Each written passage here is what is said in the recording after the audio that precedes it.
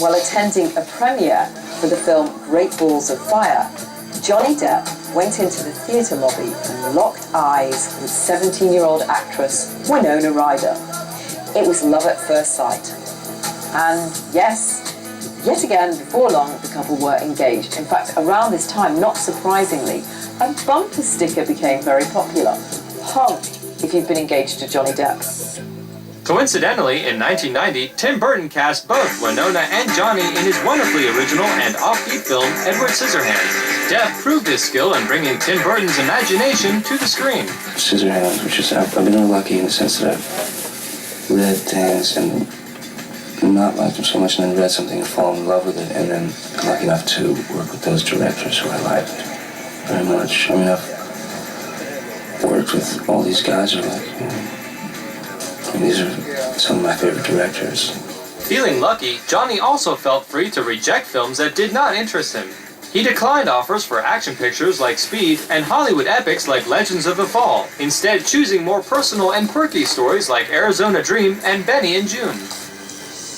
Winona Ryder had been deeply touched when, shortly after they got engaged, he had a tattoo reading Winona Forever tattooed onto his arm. Well, around the time of his 30th birthday in 1993, they split up, and the tattoo was simply transformed a little. He had the last two letters, N-A, removed, so it read, Why Known Forever? The new wording was quite appropriate, actually, seeing as though the actor had just bought a vintage nightclub on the Sunset Strip, which used to belong to the legendary mobster Bugsy Siegel. Johnny renamed it the Viper Room. Johnny was thrilled to have a place where his friends could come and hang out and really have fun, but times weren't always good at the Viper Room. On Halloween night, 1993, tragedy struck when the talented River Phoenix reportedly snorted an exotic form of heroin in the Viper's men's room, went out onto the sidewalk and died of a cardiac arrest. The press descended, the sad story was inflamed and exaggerated, and though he had nothing to do with the incident, Johnny Depp secured his reign as Hollywood bad boy. When you're starting out in this business and you're kind of coming up the ranks, they need to know what to call the product, and they weren't quite sure what to label me as, and they figured, oh, this is what he looks like, and this is, you know, so therefore this is what he's going to be. He's going to be a bad boy, or he's going to be a rebel, or all those really tricked out, used up words. So they stamped me with that label for years and years, and it doesn't make any sense to me, it never did. I never went out and cultivated any image. In 1993, Johnny starred in the small but heartfelt and well-received movie What's Eating Gilbert Grape. Still mourning his friend's death and struggling without his Winona by his side, Johnny found refuge in the strange but very close ensemble of the Gilbert Grape cast. The structure of a movie shoot can provide the stability of a family, particularly if the shoot takes place in a remote location, and there's a bonding that occurs between the cast and crew that can replicate the security of a family, where each member can feel safe and can actually recover from certain trauma. Altogether, it was 7 months of shooting. I mean, we really became close, and everybody became really close. Like, so I mean, to have it actually coming out, it's weird. It almost feels too personal now for it to come out, you know, because everybody, the crew,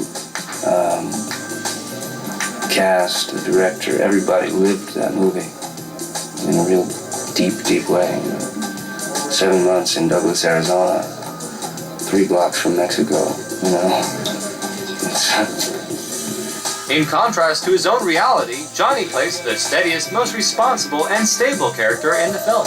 It's kind of a very strange family. It's just a sort of dysfunctional family on a lot of levels. I like it because there's a lot of possibilities for Gilbert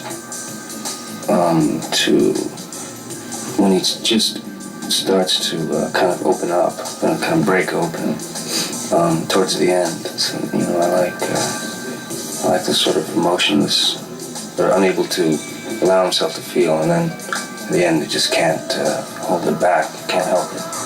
I like that. True to form, Johnny's love life started to look up again. One sultry evening in 1994, he was in a crowded New York restaurant when he set eyes on the young waif-like supermodel Kate Moss. It was love at first sight. The two were mad about each other. In 1994, Johnny was cast for a second time by Tim Burton in his new comedic and off-the-wall film, Ed Wood, a mostly factual depiction of possibly the world's worst director. Perhaps inspired by the movie's depiction of screen legend Bela Lugosi, Johnny abandoned his years of living in hotel rooms and rented houses and purchased a home in the Hollywood Hills that had belonged to the horror movie icon. 1997 brought some very grown-up roles that reveal an evolving and maturing actor. In mob thriller Donnie Brasco, Depp plays another real-life character, but this time he was playing with the big boys.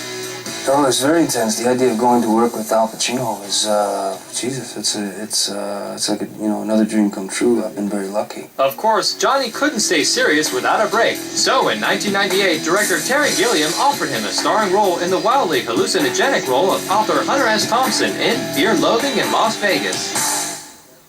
Johnny was grateful, clearly, for the fantastic roles he was getting, but the relentless work schedule was really wearing on his relationship with Kate. The couple had spent 4 passionate and rocky years together, but their careers and the long separations they had to endure finally took their toll, and the relationship ended. At 35, Johnny had stated that he was ready to start a family, but he found himself alone again. Of course, the gorgeous actor didn't have to wait too long. It was only about a month later that he was in a Paris bar and he locked eyes with the stunningly beautiful actress and singer Vanessa Paradis. They had a lot in common apart from passion. They enjoyed the same kind of music. And then Johnny got his wish. In 1998 September, just 3 months after they'd met, Vanessa announced that she was pregnant, when on May the 27th, Lily Rose Melody Depp was born. He was overjoyed and found that fatherhood, of course, was yet another learning experience. Being a dad came very, very naturally. I mean, becoming a parent has given me everything. It's given me strength. It's given me perspective. It's given me joy, pure joy. Yeah, it's an eye-opener. More productive than ever, Johnny starred in 3 more movies by the year 2000.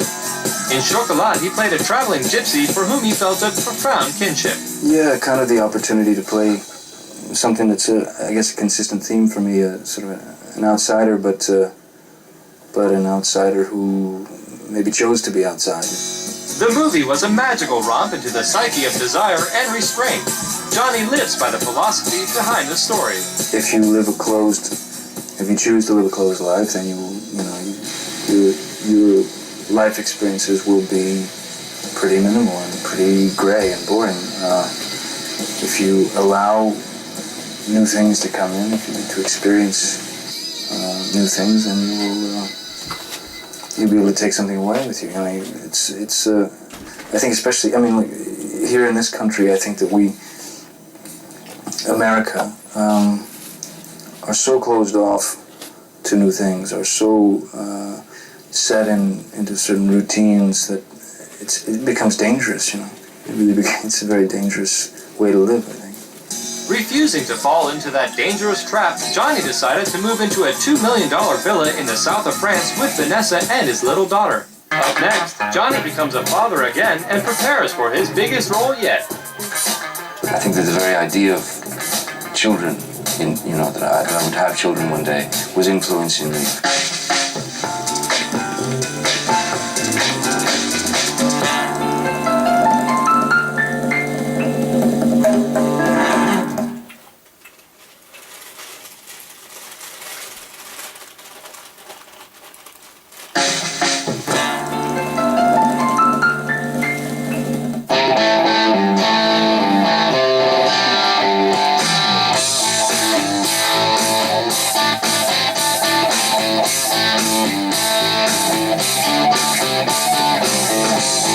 Another big responsibility for Johnny was a new arrival in the Depp household.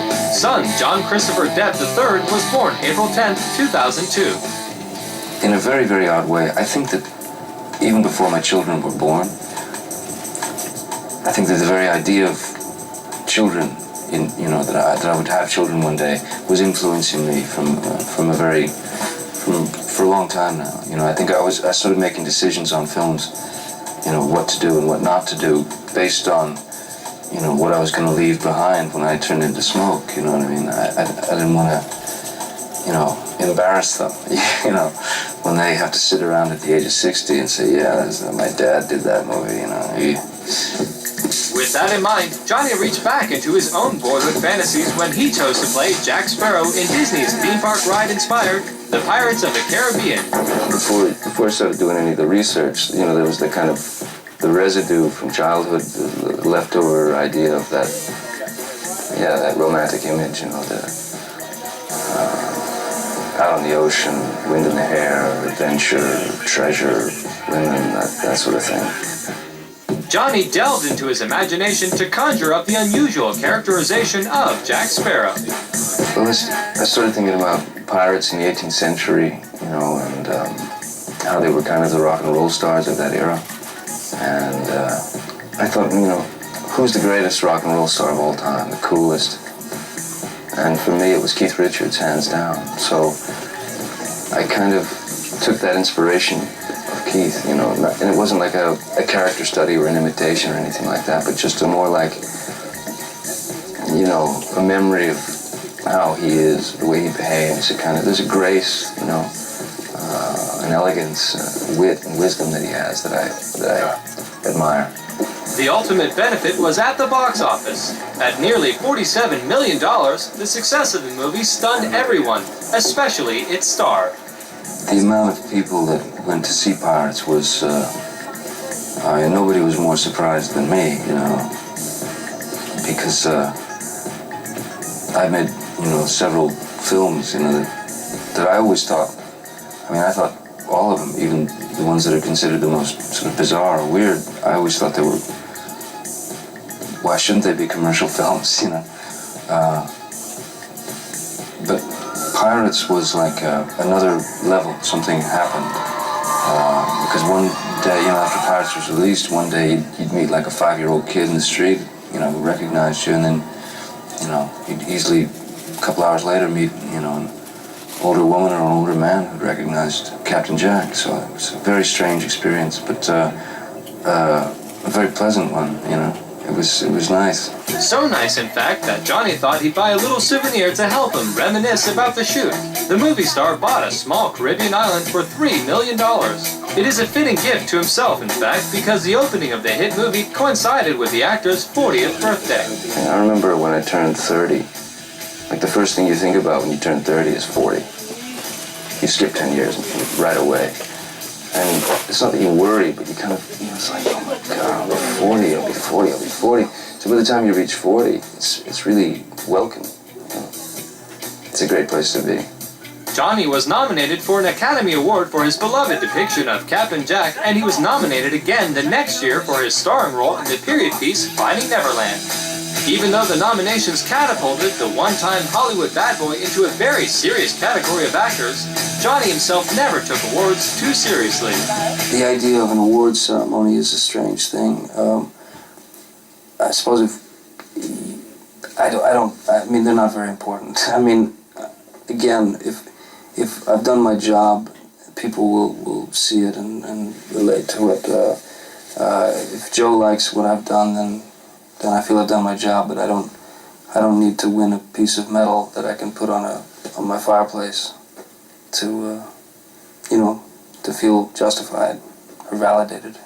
The only validation Johnny ever needs is another wacky role to play.